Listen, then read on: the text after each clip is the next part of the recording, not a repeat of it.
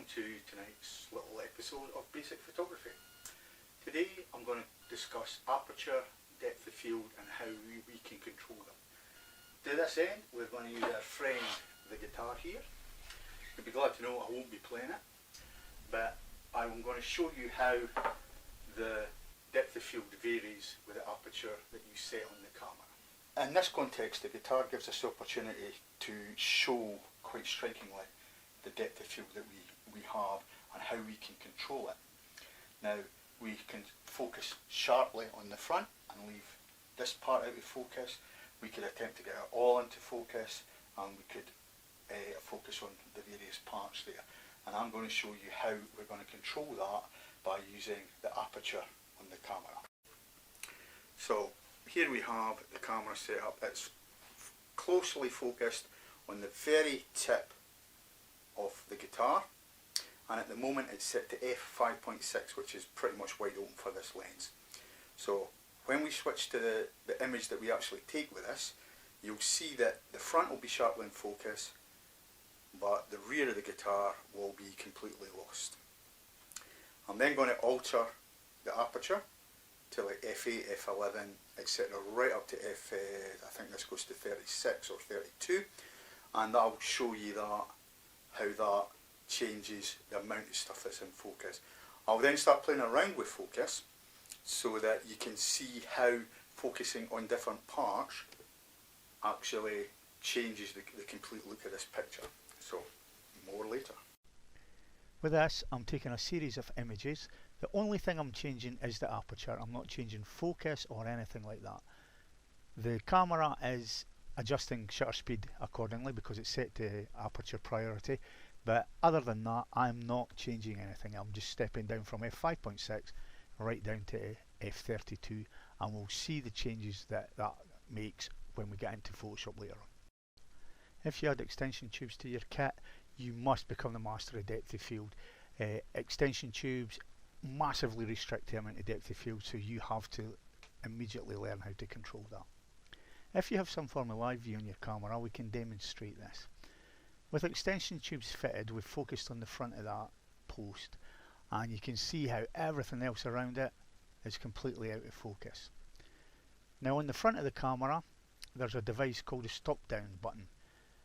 When you look through the viewfinder or on live view, the camera automatically adjusts it to the wide open look because that gives you a brighter image. However, as we've already discussed, it changes the actual focus, the depth of field, etc. So if you press that stop down button, which I will do just in a second, you can see that it's a slightly darker image, but you can now see what is and isn't going to be in focus. And it's important that you learn to use that button, because otherwise you'll only ever see that image and you'll think, why can't I get this, that? And then when you look at the image, it'll be different. So learn to use the stop down button. So now that we're out the studio and we're back into the computer suite, we'll open up the images in Bridge. Select the ones that we've shot, starting there to there, and we'll just drag them into Photoshop, and bang, there you are, you've got your 12 images open. So here we have the images in Photoshop now. I'm going to start at the first one and open up the properties, and you can see that this is f5.6 and we're focused right on that very front post. Nothing is changing about the actual where we focus or anything like that, and you can see that it's out of focus at the back. Go to the second image, again we'll bring up the properties, and you'll see that this is f8, and a little bit more is in focus. We go to the third image in this sequence, this will be f13, see it there, and you can see each time that we're stopping down the lens we're getting a little bit more of that head of the guitar in focus. Next one we go to will be f22, and you can see now we've almost got the neck in focus. And then finally the most that this lens goes down to is f32, and that's almost got us right to the back of the image in focus.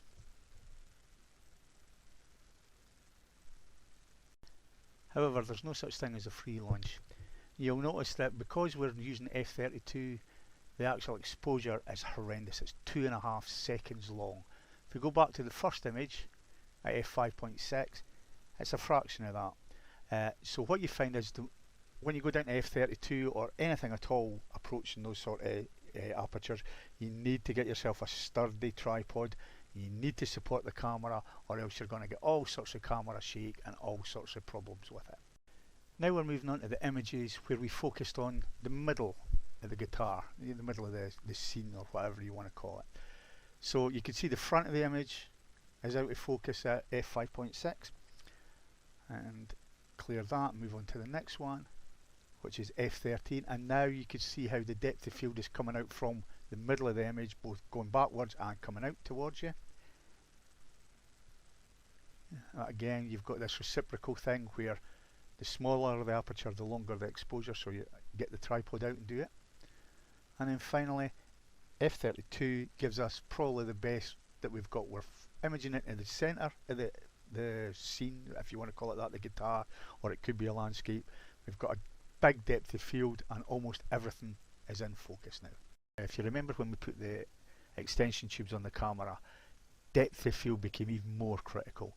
This is at f5.6, and although it just looks horrendously blurred, it's not an error. If you look there, that point there is sharply in focus, but the point that's in focus is perhaps only 1 millimetre in depth. So effectively f5.6 is absolutely useless when you've got extension tubes. What you need to do is get as small an aperture as you can, f32, and as if by magic, bang, you've now got everything in focus. And that's the important thing to remember, is that the closer the object is to the lens, the less your depth of field is. And when you start using things like extension tubes, it becomes absolutely critical that you get a firm tripod, a long exposure, and a very, very small aperture like f32 or something like that. And now that we're in control of the depth of field and where we're focusing and what's going to be in and out of shot, we can start working close up and doing things like this. These are just a few random shots that I took of the guitar, and you can see yourself how I've made some sharply in focus. In this one I've left the volume control out of focus at the rear of the image. We're going to come up to one of the neck of the guitar here, so the foreground's blurred and then it's sharp towards the rear of the image. Then again we've got some more of the control knobs. You have to excuse me, I don't know the technical names. Volume sharply in there, the tones a little bit out of focus and things like that. So you've got complete control over it. And here's an example, f5.6, the foreground is sharply in focus. And then I took exactly the same photograph, but I'd set it to f32, and as you can see, voila, everything is now sharply in focus. So that's the sort of control that you get by knowing your apertures.